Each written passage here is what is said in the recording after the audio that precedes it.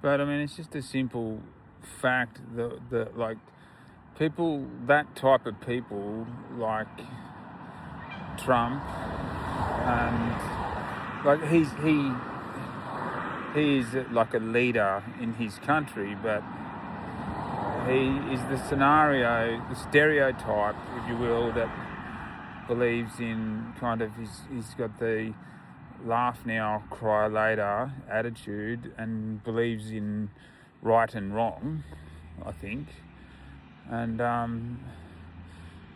he's a big believer in just justice itself and humanity, the way that humanity should be, I think. And you can call it old-fashioned, like, because fuck, God forbid he is, isn't he? He's so fucking old. He's like 80 something, right? So he's gonna be old-fashioned. But I mean, the other guy was as well, right? The guy before him, shit, I mean, he was almost fucking pooping himself, wasn't he? And talking to himself and stuff. He was that old.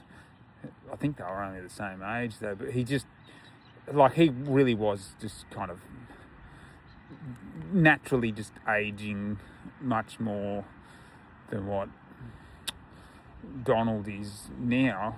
But still, he's just a genuine kind of guy who just believes in right from wrong. That's my take on Donald Trump. I mean, I just don't think that. I mean, let me get back to you, and let me just research him a bit more and find out what kind of I'm just trying to find what's really wrong about him, because if it's the likes of kind of him disliking the way of like electric cars and things like that, well then I don't really think that's a bad thing. I mean, because it's bullshit, and like people have said, they're right. The more collectible ones, and if you are an enthusiast of cars, well, firstly, you shouldn't even be buying an electric one, right? But however, there are collectible ones as well, if you do look into them. Ones that are of much higher value than the base models, which are always advertised for, like, I mean, I'm sorry that this turned into cars now, but I know that Donald Trump dislikes them.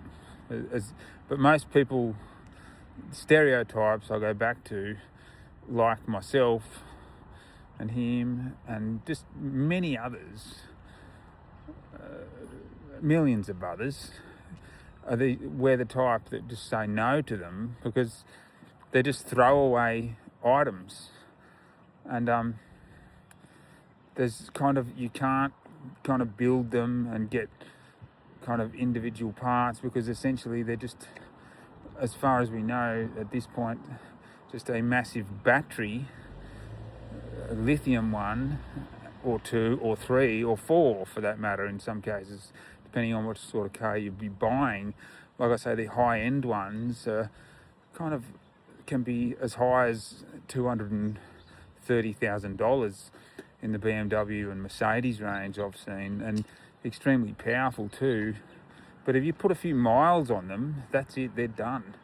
The price literally gets cut in half, only at this point in time too, when they're only like 3 years old. So you can get like one that was worth, say, $230,000, a really high-end, high-performance one. And I forgot the name of them all now, but I've looked them up earlier in the year and even done videos on them. If they've been driven a lot, they're only going for like 100,000, because it's just the way they are. So, yeah, they're bullshit. Anyways, bye for now.